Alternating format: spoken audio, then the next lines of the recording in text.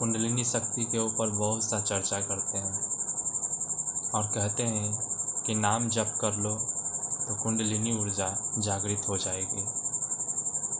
लगता है जैसे बच्चों के खेलने की चीज़ है कि जागृत हो जाएगी, और जागृत हो जाएगी तो उसे कुछ होगा भी नहीं, बहुत ही आनंद होगा। क्योंकि कहा जाता है कि आनंद पाने के लिए कुछ त्याग करना पड़ता है, दर्द और तकलीफ़ें सहना पड़ता है।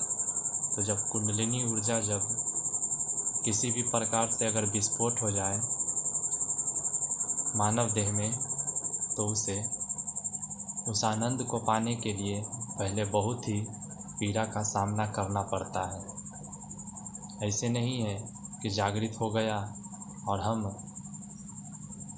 आनंद हो गए, उसके लिए सहना पड़ता है।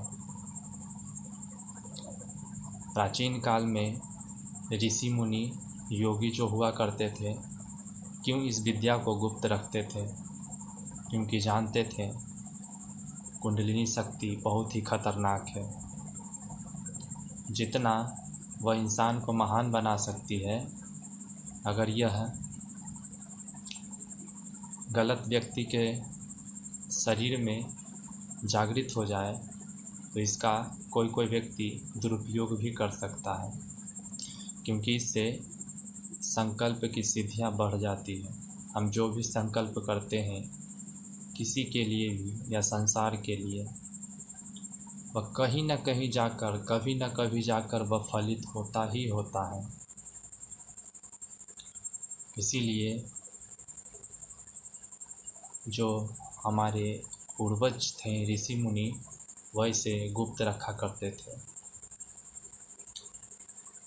और वह अपने योग्य शिष्यों को ही, जो योग्य हुआ करते थे, उनको ही इस विद्या का ज्ञान देते थे और संभवतः उनके भीतर शक्तिपात करके कुंडलिनी ऊर्जा का विस्फोट उनके देह में करते थे, ताकि वह उनके शिष्य आगे चलकर जन कल्याण कर सके।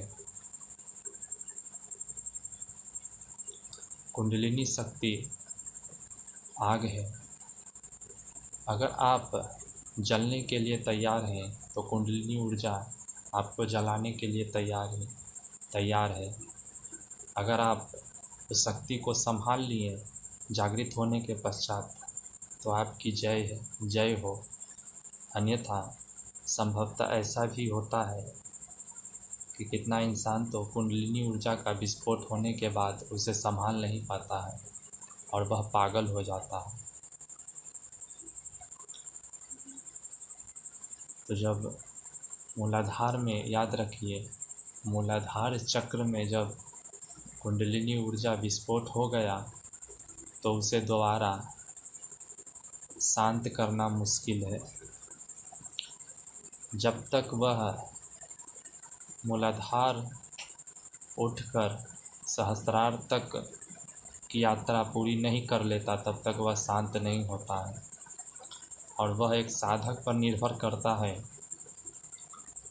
कि वह कितना पुरुषार्थ करके, भक्ति करके, योग करके, योग मार्ग का अनुसरण करके जितनी जल्दी अपनी ऊर्जा को सहस्त्रार तक पहुंचा लेता है, उस साधक के पुरुषार्थ पर निर्भर करता है। इसीलिए कुंडलिनी शक्ति को हल्के में नहीं लेना चाहिए। बहुत ही पावरफुल एनर्जी है, ऊर्जा है। आप अगर कोई कहता है कि, या फिर आप कुंडलिनी ऊर्जा को जागृत करना चाहते हैं, तो किसी के बहकावे में ना आए। पहले आप उसका ज्ञान लें। आप पहले मानसिक तौर पर तैयार हो जाएं, तभी आप इसका प्रयास करें। क्योंकि हमारे मस्तिष्क में बहुत सारा नस नाड़ियों का बहाव है, जो पहले से ही हमारे विचारों से घिरा हुआ है। तो समझिए, अगर एक्स्ट्रा पावर अगर खुल जाए तो स्थिति क्या उत्पन्न होगी, आप अंदाज़ा लगा सकते हैं। अगर आप कुंडलिनी को जागृत ही करना चाहते हैं, अगर कोई आपको कहता है कि आप नाम जप करिए, अच्छी बात है, नाम जप कीजिए। उसके साथ साथ आप हो सके तो प्राणायाम का अभ्यास ज़रूर करें, क्योंकि जब तक प्राण आपके काबू में नहीं होगा तब तक आप मन को भी काबू में नहीं कर पाएंगे, क्योंकि प्राण और मन का मेल है। आप जितनी जल्दी जल्दी श्वासों को लेंगे, चलेगी श्वासें, उतनी ही आप मानसिक तौर पर अशांत रहेंगे, और जितनी ही आप गहरी लंबी सांसें लेंगे उतना ही आपका मानसिक स्थिति सामान्य रहेगा, मन आपके कंट्रोल में रहेगा।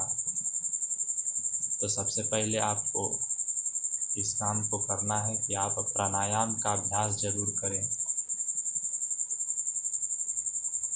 और एक योग्य गुरु के संरक्षण में करें।